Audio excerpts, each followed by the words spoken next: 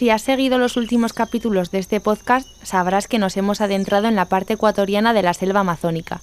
Visitamos Arayacu y también el Parque Nacional Yasuní, en las provincias de Pastaza y Orellana.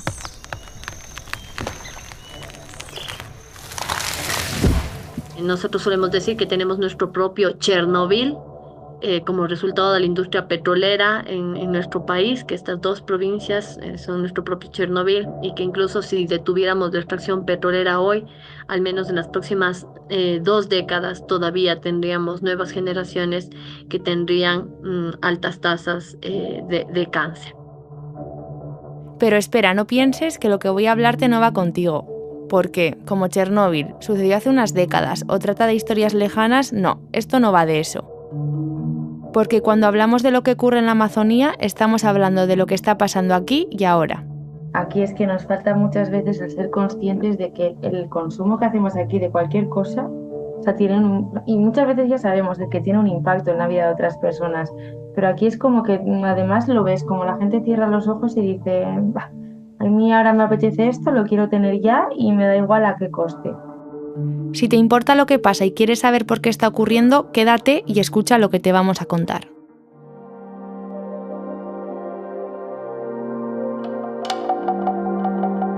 Soy Itxaso Sánchez y esto es Defensoras Ecofeministas, un podcast de Medicus Mundi. Episodio 7. Ecocidio, la salud petrolizada.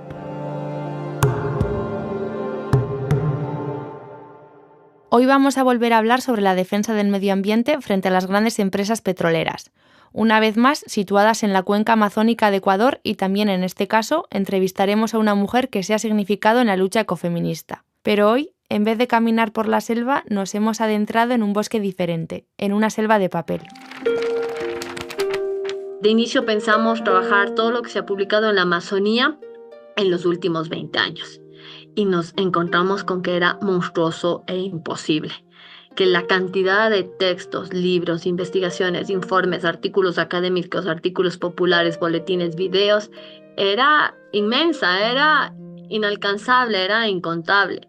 El primer registro que tenemos del primer sondeo supera las 17,000 líneas en los buscadores cuando empezamos a trabajar.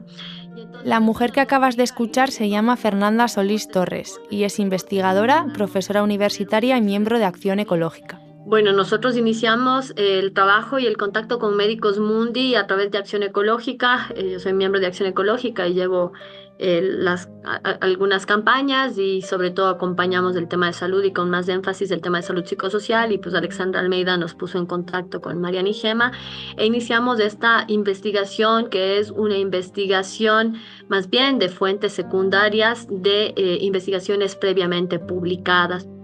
Fernanda es una de las autoras de esta investigación, que ha sido rigurosa y extensiva y que por eso mismo no ha sido fácil de plantear. Cuando uno piensa en estas 6 décadas de explotación petrolera, es difícil, uno no sabe por dónde empezar, ciertamente. Los impactos se extienden desde los procesos de ocupación territorial, de despojo, de militarización y criminalización, que determinaron la desaparición de pueblos enteros como los Tetetes, los Ansawari, que simplemente no existen más. Por eso en la sistematización que preparamos para el proyecto Medicus Mundi junto a la Universidad Andina Simón Bolívar, Acción Ecológica y la Fundación Desafío, hablábamos de la sistematización de un ecogenocidio.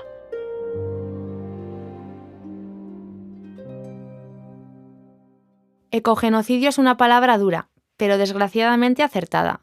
Fernanda nos comenta que ha habido un genocidio de la mano del ecocidio. En las últimas 5 décadas la población guaraní se redujo de 15,000 a 2,000. Ya mencionaba que Tetetes y Sansawari fueron desaparecidos y que los pueblos en aislamiento voluntario se encuentran gravemente amenazados. Es entonces, como se titula el informe, que le llamamos La salud petrolizada, sistematización de un ecogenocidio en la Amazonía ecuatoriana, nos parece que es justamente lo que se narra en un informe de más de 300 páginas que fue reducido en la versión publicable de 50 páginas. Pero vamos al principio. Hemos escuchado que esto ha sido cuestión de unas pocas décadas. Pero ¿cómo se inicia un ecogenocidio? Un primer momento en donde Los pueblos indígenas eran más bien nómadas, poligámicos, y poliándricos también. La estructura de organización no era la familia, sino la comunidad. Y el sistema de producción era más bien un sistema de caza y recolección, ni siquiera aún de agricultura.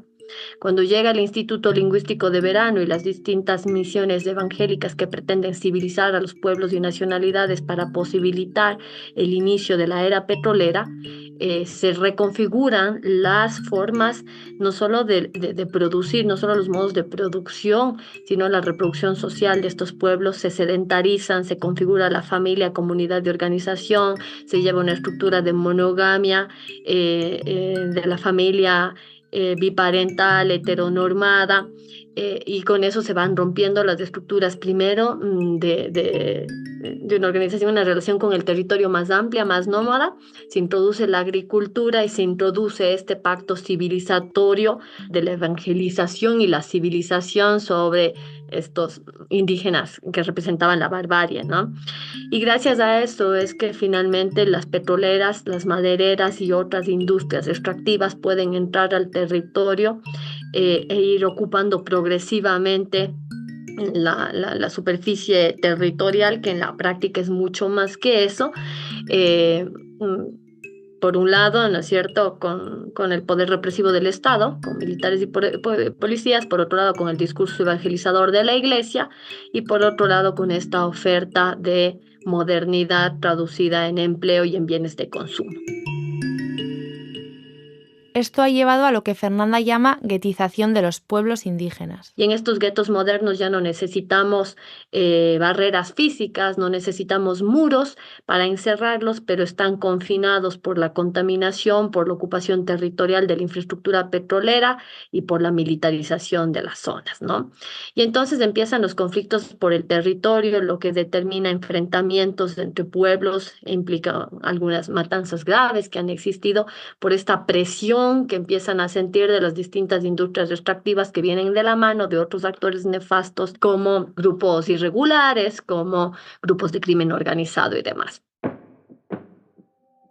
Esto deriva, según Fernanda, en un segundo nivel de deterioro que afecta a los modos de producción de estos pueblos. De pronto las comunidades empiezan a vivir esta suerte de condena, de que al tiempo que sus territorios son ocupados y ya no pueden vivir de la selva ni de la agricultura porque todo está contaminado, paralelamente también dependen únicamente de la empresa petrolera como única alternativa económica de sustento, y entonces se convierten o en mendigos de las petroleras o en obreros precarizados de las petroleras. Fernanda acaba de comentar una cuestión clave. Todo está contaminado. Van a haber afectaciones en el consumo de agua, en la relación que tienen con bienes y servicios, en el consumo de alimentos. Hay una mutación bárbara de la lógica alimentaria, de la pérdida de soberanía alimentaria y también de la soberanía en salud, porque de pronto las enfermedades que empiezan a aparecer con la industria petrolera ya son enfermedades que no pueden ser curadas por los chamanes, por los sabios y sabedores indígenas, con fitoterapia, con hierbas, con plantas, con tinturas. Entonces hay una mutación de todas estas estructuras de el consumo, los bienes y servicios. Y por supuesto que muta también la relación con la naturaleza, ¿no? Ya no se puede bañar en el río, no se puede tomar el agua, no se puede tomar el agua de la lluvia ni recoger el agua de la lluvia, no se puede sembrar, no se puede pescar, ¿no? Hay como muchas restricciones en la relación con la naturaleza. Y la contaminación del entorno irremediablemente termina pasando factura. Entonces todo esto finalmente se aterriza, se encarna en los cuerpos humanos y no humanos. Se encarna en una suerte de pandemia del cáncer que va a aparecer no solamente en los cuerpos de los embriones y fetos, de las mujeres embarazadas, de los niños y niñas, de los adultos, de los ancianos, de los pueblos indígenas y colonos, sino que también hay una cancerigenización, una metástasis generalizada a los cuerpos ecológicos, al agua, a las plantas, a los animales, a los suelos, al aire. Y entonces tenemos una línea del tiempo de cómo cambia el perfil epidemiológico, es decir, las formas de enfermar y morir en la Amazonía en función de cómo cambia este proceso de ocupación territorial. Y entonces tenemos comunidades en donde una de cada 4 familias tiene una persona, un paciente enfermo de cáncer. La investigación realizada por Fernanda y sus compañeras revela unos datos que son demoledores. En el caso de las zonas petroleras, la tasa de mortalidad por cáncer alcanza 534,9 por cada 100.000 habitantes, lo que triplica la media nacional, que está más o menos en 157 casos por 100.000 habitantes. ¿Sí? Hay otros estudios realizados por Acción Ecológica que nos dice, por ejemplo, que en comunidades sachas ubicadas en el bloque 60 en Orellana, se registraban casos de cáncer en 4 de cada 10 familias en el año 2017 y que solo 3 años más tarde, en el 2020, estaba en 1 de cada 2 familias y trabajando con toda la población de Sacha. El tema de leucemia en niños y niñas es muy frecuente, es 3 veces más elevado que en cualquier otra parte del país. Y a esto se suma la ausencia del Estado para dar respuesta de atención médica, diagnóstica y incluso de cuidados paliativos para las pacientes con cáncer. Pero no es solo el cáncer, se han multiplicado los ratios de varias enfermedades, incluidas las psicosociales. Un dato importante ha sido también el tema de los suicidios en provincias afectadas por explotación petrolera, porque en estas provincias los suicidios se han cuadruplicado en comunidades colonas y se han duplicado en comunidades indígenas. Hay una fuerte correlación probada en múltiples estudios entre la actividad petrolera y la mortalidad infantil, asociada sobre todo con malformaciones congénitas, leucemia, cáncer y desnutrición. En todos los casos, la comparación con las medias nacionales y regionales constituyen para nosotros una evidencia abrumadora de lo evidente, y es que si destruimos a la naturaleza, finalmente nos destruimos a nosotros mismos, y que son estos cuerpos de los pueblos y nacionalidades indígenas quienes sacrificialmente están hospedando la enfermedad y la muerte que ha permitido que el petróleo sea extraído, refinado y comercializado. Parémonos ahora para comentar un tema que desde nuestro punto de vista es revelador. No se puede entender la lucha medioambiental sin tener en cuenta el papel de las mujeres. Yo creo que primero este estudio que trabajamos con Médicos Mundi pretendía tener un enfoque de ecología política, de ecofeminismos y de salud colectiva. Y desde la lectura ecofeminista, por un lado, sale con mucha fuerza la reivindicación del rol de las mujeres indígenas, y especialmente indígenas amazónicas, en los procesos de organización, resistencia y cuidado de la vida, ¿no? Y no hablo solo de la vida humana, sino de la naturaleza también. Es como que históricamente el hombre fue el cazador-recolector y la mujer fue la que creó la agricultura, la que creó el arte y la que sostuvo la vida en comunidad. Y la acción de las industrias extractivistas en este tema concreto ha sido terrible. Parecía importante mirar cómo esta petrolización de los territorios, de esta imposición violenta de otras territorialidades que despojaban las anteriores o las colonizaban, usó estrategias muy crueles, muy perversas, que solo podrían entenderse desde lo que Bandura teorizó como mecanismos de la crueldad, que las deshumanizaron y las construyeron como animales de posesión a quienes los trabajadores de las empresas petroleras podían violar, podían abusar sexualmente tantas y veces como quisieran, tantos de ellos como quisieran y de todas las formas que quisieran, con una impunidad que quizás es más dolorosa que los mismos hechos que se registran, ¿no? Entonces, la historia de colonización es una historia de violencia contra la naturaleza, de ocupación, explotación y perforación y contaminación, pero también de violencia contra las mujeres que eran quienes sostenían la vida, ¿no?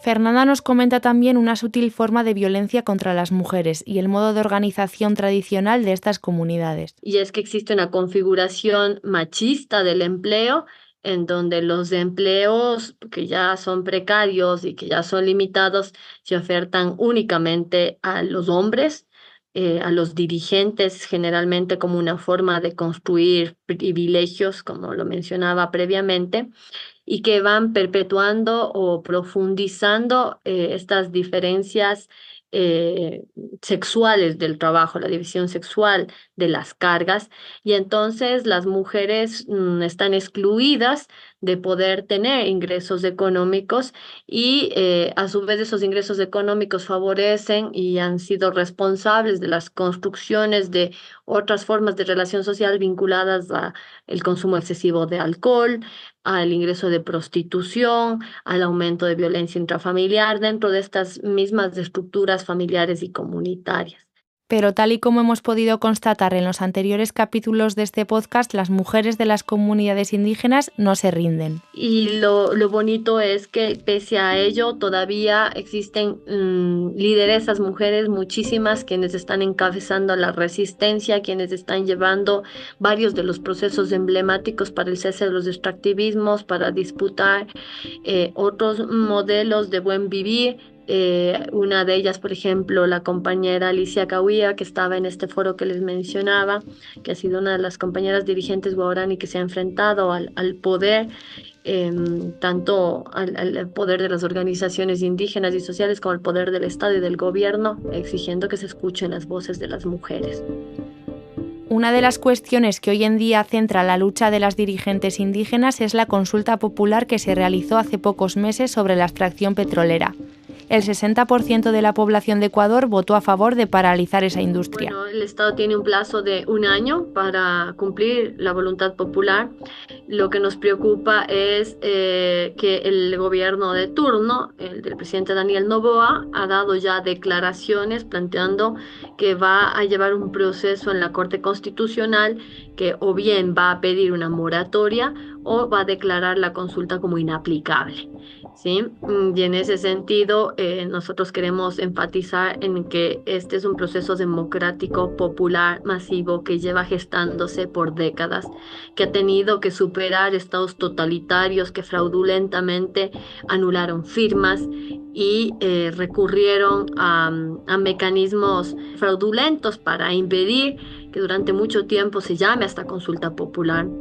La consulta sobre la industria extractivista ha tardado en materializarse, pero ha sido muy importante para Ecuador en muchos sentidos. Nos demostró que somos un pueblo ecologista, que además de ser el primer país que reconoce en su Carta Constitucional a la naturaleza como sujeto de derechos, nosotros estamos intentando desde las voluntades populares que eso no sea poesía bonita, sino que sea una práctica de un país pequeño que intenta hacer la transición hacia un sistema de comunitarismo, de buen vivir, de post-extractivismo, en el que se cumplan los derechos de la naturaleza. La consulta del Choco Andino para el cese de actividades mineras, también en ecosistemas frágiles en la provincia del Pichincha, ganó igual de forma abrumadora, sobre igual el 60%. Y entonces, para nosotros es importante desde la academia, desde las organizaciones sociales, desde la sociedad civil, estar vigilantes para que se cumpla esta voluntad popular y para demostrar que es posible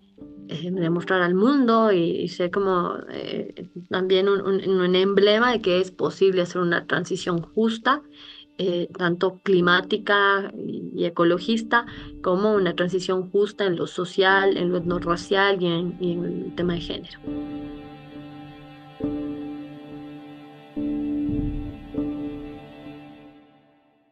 En ese sentido, la investigación que han realizado Fernanda y sus compañeras pretende ser más que un testimonio de lo ocurrido. Nosotros decimos que, este informe es un primer paso importantísimo en la reivindicación de verdad, justicia y reparación.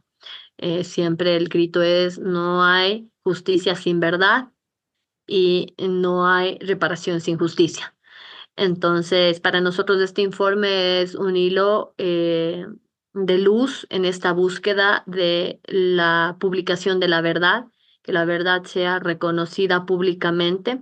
Entonces, creemos que es un informe que constituye como un tributo a todos los pueblos, comunidades que han vivido graves violaciones de derechos humanos y que aquí encuentran como sus voces sistematizadas. Apelan a la obligación del Estado de cumplir con medidas de reparación por lo ocurrido. Y las medidas para mí más importantes, las garantías de no repetición. que son las que nos permiten decir nunca más, que es un lema muy poderoso, muy importante, que lo usamos siempre cuando hay casos de graves violaciones de derechos humanos, cuando hay dictadura, violencia política, violencia militar.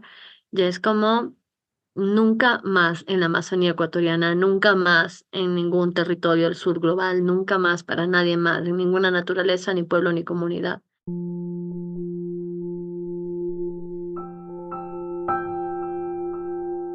Pero ya te lo he dicho al principio de este podcast, esto no solo va de Ecuador, va sobre ti, sobre mí y sobre nuestro modo de vida. Y yo creo que lo importante del proyecto Medicus Mundi es que además de tener estas sistematizaciones de estas investigaciones de base, tiene un fuerte componente de incidencia política para que el norte global tome conciencia de lo que este modelo de desarrollo sacrifica para sostenerse y para que sean parte de este grito colectivo de nunca más, de que a este costo no, y de que simplemente los límites planetarios no nos dan para seguir sosteniendo este sistema perverso de intensificación de los extractivismos, de hiperproductivismos, de consumo y descarte desmedido. Sí, aquí es que nos falta muchas veces el ser conscientes de que el consumo que hacemos aquí de cualquier cosa, o sea, y muchas veces ya sabemos de que tiene un impacto en la vida de otras personas, pero aquí es como que además lo ves, como la gente cierra los ojos y dice, bah, a mí ahora me apetece esto, lo quiero tener ya y me da igual a qué coste. Y es desesperante.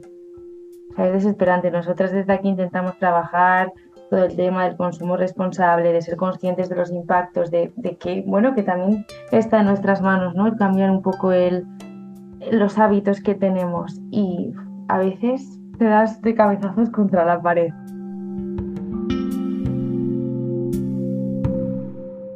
Hay muchas paredes contra las que darse de cabezazos, muchas vallas, rejas y murallas de odio que derribar. Hemos conocido algunas, pero también existen voces valientes que traspasan todos los muros y que nos traen mensajes de esperanza, porque nos plantean otros modos de vivir y de pensar. En el podcast Defensoras Ecofeministas hemos querido compartir contigo algunas de estas voces, pertenecientes a mujeres que no se rinden y que siguen luchando por un mañana mejor. Si te ha gustado, compártelo y dale el eco que se merece. Genial, estamos en contacto. Un abrazo. Chao, chao. Chao. Defensoras Ecofeministas es un podcast producido por Ulu Media para Medicus Mundi Guipúzcoa y Medicus Mundi Araba, financiado con la ayuda de la Agencia Vasca de Cooperación al Desarrollo. La grabación y el diseño sonoro se ha realizado en los estudios de Ulu de las Arte. Si te ha gustado, suscríbete y compártelo con tu comunidad. Agur.